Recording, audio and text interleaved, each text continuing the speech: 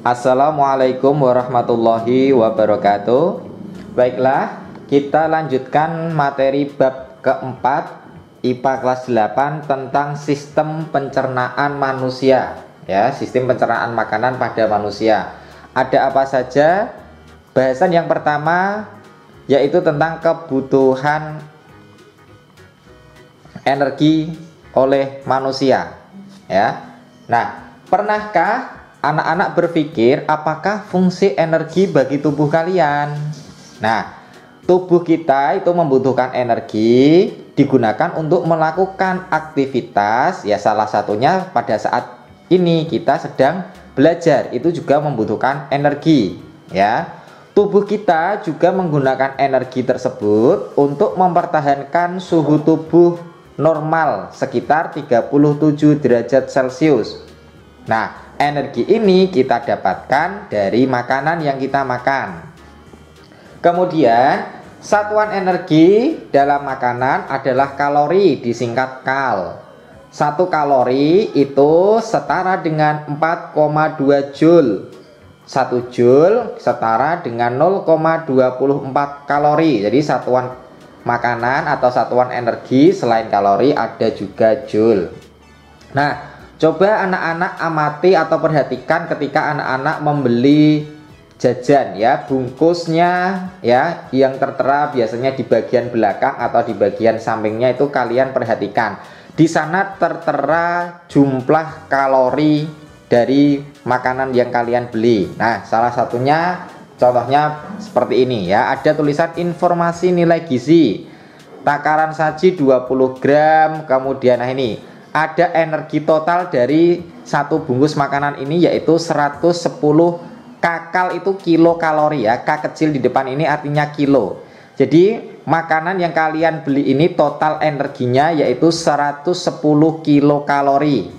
Sedangkan energi dari lemaknya 60 kilokalori, ya. Nah, itu adalah informasi nilai gizi yang biasanya tertera atau tercantum di dalam kemasan makanan, ya. Mungkin anak-anak bisa memperhatikan pada kemasan yang lain lagi, mungkin dari susu, ya, roti dan sebagainya. Nah, jumlah kalori yang dibutuhkan oleh manusia untuk melakukan aktivitas, beberapa contohnya adalah seperti ini, ya. Misalnya saat kita berlari kita butuh sekitar 570 kilokalori per jamnya. Pada saat kita istirahat tentu jumlahnya berbeda karena aktivitasnya lebih ringan, ya, tidak berat, sekitar 100 kilokalori energi yang dibutuhkan. Jadi semakin berat aktivitas yang kita lakukan, maka kalori yang dibutuhkan oleh tubuh akan semakin besar. Kemudian di sini anak-anak bisa perhatikan ada massa tubuh, ya. Ini massa tubuh orang yang normal, kemudian massa tubuh orang yang tidak normal berarti kurus, dan ada massa tubuh yang kelebihan kalori akan menyebabkan gendut, ya, atau obesitas. Nah, bagaimana orang dikatakan mempunyai massa tubuh yang normal, ya? Massa tubuh orang normal itu didapatkan ketika keseimbangan energi yang didapat dari kalori yang masuk dalam tubuh dan yang dikeluarkan untuk aktivitas itu sama. Jadi makanan yang masuk dengan jumlah kalori yang dikeluarkan itu nanti sama, akan membentuk massa tubuh manusia yang normal. Ketika kalori yang dimasukkan ke dalam tubuh lebih kecil daripada yang dikeluarkan, maka akan menyebabkan massa tubuh itu kurang atau bisa dikatakan kurus. Ketika ketika jumlah kalori yang masuk ke dalam tubuh lebih besar daripada yang dikeluarkan, maka akan menyebabkan massa tubuh berlebih atau gemuk, ya. Jadi kalau seimbang itu normal, kalau kalori yang dimasukkan sedikit daripada yang dikeluarkan akan menyebabkan kurus. Kalau kalori yang dimasukkan lebih banyak daripada yang dikeluarkan akan menyebabkan kegemukan atau obesitas. Nah, kita masuk ke zat makanan, ya. Zat makanan yang diperlukan oleh tubuh manusia itu ada 6, mulai dari karbohidrat, protein, lemak, vitamin, mineral, dan air. Nah, dari keenamnya itu diklasifikasikan atau digolongkan lagi menjadi 2 bagian, yaitu makronutrien dan mikronutrien.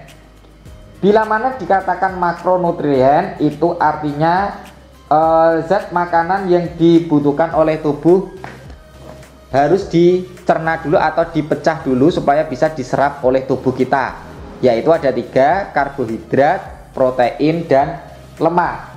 Sedangkan yang mikronutrien itu tidak butuh tidak butuh dicerna dulu atau bisa dikatakan bisa langsung diserap oleh tubuh kita, maka disebutnya mikronutrien. Contohnya adalah vitamin dan mineral. Jadi yang makro itu butuh dicerna dulu, butuh dipecah dulu baru bisa diserap. Kalau mikronutrien bisa langsung diserap oleh tubuh. Kita langsung masuk ke yang pertama, ada karbohidrat. Karbohidrat merupakan senyawa kimia yang tersusun atas unsur karbon C, hidrogen H, dan oksigen O. Bahan makanan yang mengandung karbohidrat misalnya beras, jagung, kentang, gandum, umbi-umbian, roti, dan buah-buahan yang rasanya manis. Intinya karbohidrat itu yang membuat perut kita menjadi kenyang. Nah, itu adalah karbohidrat, makanan-makanan yang berat ya, membuat kenyang. Nah, fungsi karbohidrat sendiri itu sebagai sumber energi. Nah, 1 gram karbohidrat itu setara dengan 4 kilokalori. Jika kita kekurangan karbohidrat dapat menyebabkan penyakit, bisa busung lapar dan kwashiorkor. Nah, ini ya tadi contoh dari karbohidrat: nasi, umbi-umbian, roti, dan masih banyak yang lain. Yang kedua ada protein. Protein merupakan senyawa kimia yang mengandung unsur karbon, hidrogen, oksigen, nitrogen, sulfur, dan fosfor. Protein sendiri dibedakan menjadi 2, ada protein hewani dan protein nabati. Protein hewani sesuai namanya berarti didapatkan dari hewan. Contohnya daging, ikan, telur, susu, ya, keju. Sedangkan protein nabati didapat dari tumbuhan. Contohnya kacang-kacangan, tahu, tempe, dan gandum. Nah, protein sendiri itu mempunyai beberapa fungsi, antara lain yang pertama sebagai sumber energi, yang kedua sebagai pembangun sel jaringan tubuh, dan yang ketiga sebagai pengganti sel-sel tubuh yang rusak. Ini ya, ini adalah contoh protein hewani yang berasal dari hewan. Kemudian ini adalah protein nabati dari tumbuhan. Yang ketiga ada lemak, mengandung unsur karbon, hidrogen, dan oksigen. Lemak dibedakan juga menjadi 2, ada lemak hewani berasal dari hewan. Contohnya tadi keju, daging, telur, ikan, susu, mentega, dan masih banyak yang lain. Kemudian lemak nabati berasal dari tumbuhan, contohnya kelapa, kemiri, alpukat, kacang-kacangan. Fungsi lemak sendiri yang pertama sebagai sumber energi, sebagai pelarut vitamin A, D, E, dan K. Kemudian sebagai pelindung organ tubuh yang penting, ya, sebagai bantalan lemak. Yang keempat sebagai pelindung tubuh dari suhu yang rendah, ya, supaya kita tidak kedinginan. Ini contoh lemak hewani, ya, dan ini adalah contoh lemak nabati. Nah, perbedaan karbohidrat, protein, dan lemak bisa anak-anak perhatikan pada tabel berikut ini ya. Mulai dari tersusun atas apa saja, fungsinya untuk apa, energi tiap 1 gramnya itu setara dengan berapa kilokalori, dicerna nanti menjadi apa, dan kekurangannya akan mengakibatkan apa. Ya, bisa anak-anak perhatikan dari tabel berikut. Ini ya. Oke, kita lanjutkan. Yang keempat ada vitamin. Vitamin merupakan zat yang sangat diperlukan oleh tubuh untuk kelancaran proses-proses di dalam tubuh. Vitamin dibedakan menjadi 2, ada yang larut dalam lemak dan ada yang larut dalam air. Yang larut dalam lemak yaitu vitamin A, D, E, dan K. Sedangkan vitamin yang larut dalam air ada vitamin B dan C. Nah, vitamin yang larut dalam lemak dapat disimpan dalam tubuh membentuk lemak. Sedangkan vitamin yang tidak larut dalam lemak, bila jumlahnya berlebihan di dalam tubuh akan dibuang melalui urin, keringat, dan feses. Apa yang terjadi jika kekurangan vitamin? Akan menyebabkan penyakit avitaminosis. Kalau kelebihan vitamin menyebabkan hipervitaminosis. Nah, ini ada vitamin A sampai vitamin K, fungsinya dan jika kekurangan vitamin tersebut akan mengakibatkan apa saja ya. Silakan anak-anak pause dan baca sendiri. Yang kelima ada mineral. Mineral merupakan bahan anorganik atau tak hidup. Tubuh manusia sangat membutuhkan mineral untuk pembentukan struktur tubuh. Contohnya misalnya mineral kalsium atau Ca untuk pembentukan tulang dan gigi. Besi atau Fe untuk pembentukan hemoglobin. Ini bukan besi untuk bangunan loh ya. Ini besi kandungan mineral yang dibutuhkan untuk tubuh. Didapatkan dari mana ini besi? Contohnya misalnya dari sayur bayam. Nah, sayur bayam itu banyak mengandung zat besi atau Fe ya. Kemudian ada natrium atau Na untuk proses kontraksi otot. Kemudian ada mineral fosfor atau F untuk proses pembentukan energi di dalam sel.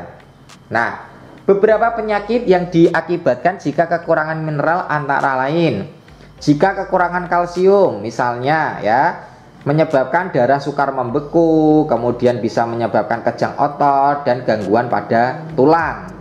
Jika kekurangan zat besi bagaimana? Bisa menderita anemia atau kurang darah. Jika kekurangan yodium misalnya dapat menderita penyakit gondok atau gondongan ya. Yang keenam, yang terakhir ada air ya. Coba kalian perhatikan struktur atau tubuh manusia itu 70%-nya adalah terbentuk atau tersusun dari air ya. Misalnya di paru-paru itu sekitar 92%, sampai ke tulang itu juga ada kandungan airnya sebesar 22% air. Nah, jika kita berolahraga pada siang hari yang panas, apa yang kalian rasakan? Ya, tentunya sangat kehausan. Ya, kemudian kalian akan mencari air untuk kalian minum, ya, air minum. Nah, air itu penting sekali untuk tubuh kita untuk menjaga kelangsungan hidup. Kita lebih tahan tidak makan ketimbang tidak minum, ya kan? Nah, sekitar 60% sampai 80% sel tubuh manusia itu terdiri atas air. Ya, tubuh dapat kehilangan air ketika bernafas, mengeluarkan keringat, buang air kecil dan buang air besar. Kehilangan air tersebut harus diganti dengan air minum sebanyak 2 liter atau 8 gelas sehari. Sekali lagi 2 liter atau 8 gelas sehari ya. Nah, karena begitu besarnya komponen air untuk menyusun tubuh kita, air itu berfungsi sebagai pelarut makanan, mempercepat reaksi kimia, mengangkut zat-zat yang berguna dan zat-zat metabolisme. Nah, jika tubuh kita kekurangan air akan menyebabkan namanya dehidrasi ya. Makanya sehari kita harus minum 2 liter atau 8 gelas air. Ya, jika kita sedang mengeluarkan air kecil atau pipis, warna urin kita itu kuning apalagi orange, ya, itu tandanya kita mengalami yang namanya dehidrasi. Apa yang harus kita lakukan? Harus segera minum air yang banyak. Ya. Nah, berbagai jenis reagen atau larutan yang dapat digunakan untuk mengetahui nutrisi atau kandungan zat pada bahan makanan, diantaranya seperti berikut ini ya, anak-anak perhatikan. Misalnya kita akan menguji amilum atau kandungan karbohidrat pada makanan. Kita bisa menggunakan larutan Lugol atau kalium iodida. Yang sering kita gunakan adalah yang Lugol. Nanti ketika uji makanan tersebut, ketika makanan ditetesi dengan Lugol dan menghasilkan warna biru tua, maka makanan tersebut mengandung amilum atau karbohidrat. Ya, untuk memudahkan mengingat, ini kita singkat menjadi yang warna merah ya, kalau kita baca alu biru. Jadi amilum Lugol biru tua, alu biru. Ya. Kemudian jika kita ingin menguji gula, kandungan gula pada makanan, reagen atau larutan apa yang kita gunakan? Bisa menggunakan Benedict atau Vehling A dan Vehling B. Nanti hasil pengujiannya warnanya adalah kuning sampai merah bata. kita singkat menjadi gudik merah. Gula Benedik merah bata, gudik merah ya.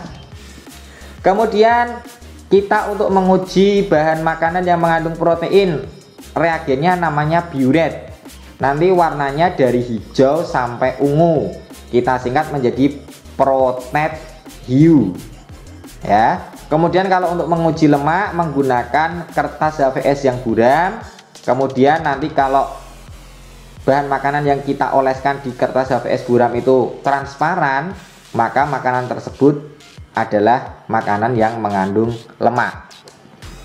Nah, untuk materi kandungan zat pada makanan cukup sampai di sini. Kita mulai dari tadi ya, karbohidrat sampai air. Kemudian untuk organ pencernaan pada manusia apa saja dan fungsinya untuk apa saja, kita akan lanjutkan pada pertemuan berikutnya. Sedikit materi ini semoga bermanfaat. Sekian, wassalamualaikum warahmatullahi wabarakatuh. Tetap semangat ya, dan terima kasih.